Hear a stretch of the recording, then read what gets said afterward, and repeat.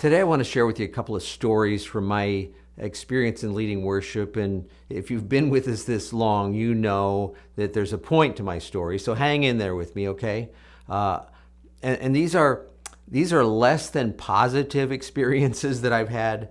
The first one, many years ago, I was leading worship. It was a family Bible camp out under a big tent. Lots of people there, and kind of a hot, humid Missouri night. And the team were all people from our church. We've worked together for a while. We know one another, that kind of thing. And so I'm up leading worship with my guitar, and all of a sudden I feel like, this is not right at the beginning, kind of in the middle of the time of worship, I feel like somebody has taken a pin and stuck it into the middle of my back. And it's just like piercing pain. And I'm going, what is going on? And I'm trying to, rock my guitar back and forth, moving the strap. Hopefully that'll cause whatever it is to stop. Didn't help at all. So, like I said, we're not done yet. We've got 2 or 3 more songs to go. We finish the songs. I get all done, and I take off my guitar strap, and then all of a sudden the pain is gone. And our piano player comes over and says, "Tom, I'm so sorry. I saw that horsefly on your back." And I'm like, what? I'm wearing a cream-colored shirt. I took it off later, and I have a spot of blood that's like the size of a silver dollar on my back. This horsefly had been drilling into me that whole time. It was brutal. Other story, and we'll come back to why you need to understand this other story. Fast forward a number of years later, I'm doing a worship seminar in another state, and what happened is this is not one of our normal seminars. This is actually something put on by a particular denomination, their district there in that area, and it's just for their people, as opposed to typically we'd have people from all different kinds of churches. This is just one denomination. And because of that, they're putting it on their thing. There's going to be a higher percentage of senior pastors there than normal. So of the 100 or so people that are registered in advance, like 30 or 40 are senior pastors. And so in my mind, this is kind of up a notch a little bit, okay? And what happened is my guitar and my clothing didn't show up as I was flying. Now, we always try to book my flights so that I am not on the last flight going into whatever city I'm going into. It doesn't always work, but most of the time we try to do that because just in case of something like this, then there's another option for the airline to get my stuff to me. And I'm pretty confident from past experience that my stuff is going to show up later. But just in case, I want to be sure that I'm going to be able to do what I need to do tomorrow. This is Friday. I'm going to do the seminar on Saturday. And so I'm staying with a pastor, and I ask him, "Do you know anybody that might have a guitar that I could use tomorrow just in case mine doesn't show up?" And he says his daughter plays guitar.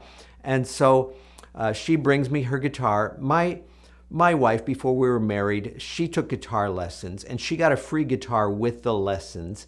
And I often had referred to it as the joke. This guitar was worse than the joke, all right? And I'm like, is there somebody you know that might have a little bit better guitar? She says her boyfriend plays guitar. He's got a nice guitar.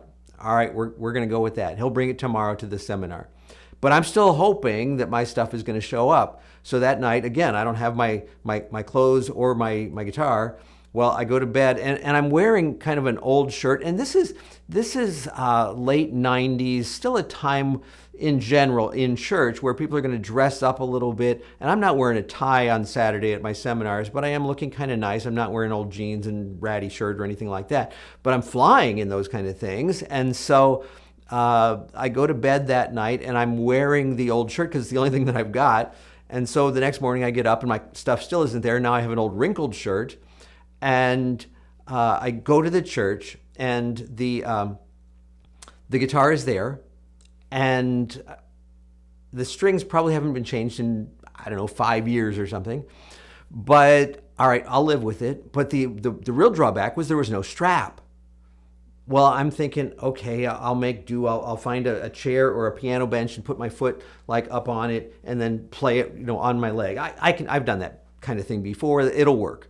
Well, the pastor who's hosting this event, not the guy that I stayed with the night before, but the guy who's actually hosting it at his church, he doesn't think the piano bench or the chair thing is a good idea. So he's going to help me out. And he finds a piece of twine and he makes a guitar strap for me. And I'm not excited about this. And I'm kind of like, well, it's okay, but it's kind of cutting into my shoulder. So he finds a piece of carpet, small leftover from something, and some duct tape, and duct tapes the carpet onto the twine.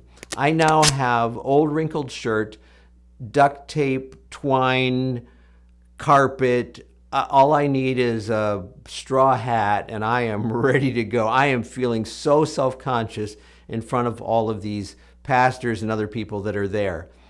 Okay, why am I telling you these stories? Because, honestly, after both of those events, I had people come to me and tell me how much God had touched them that particular session in the times of worship. And I want you to understand, we try to do everything perfectly, and that's good. We should try to do our very best effort, absolutely. But at the end of the day, it's really God working through us in the hearts of the people.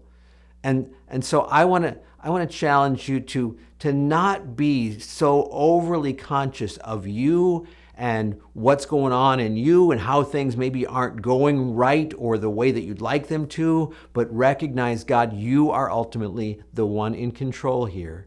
And I am trusting you, even in the midst of this, what I think is a less than stellar situation. God, I'm trusting you to move in this situation. Brought to you by myworshipleadingcoach.com. Helping you to be more fully equipped as a worship leader.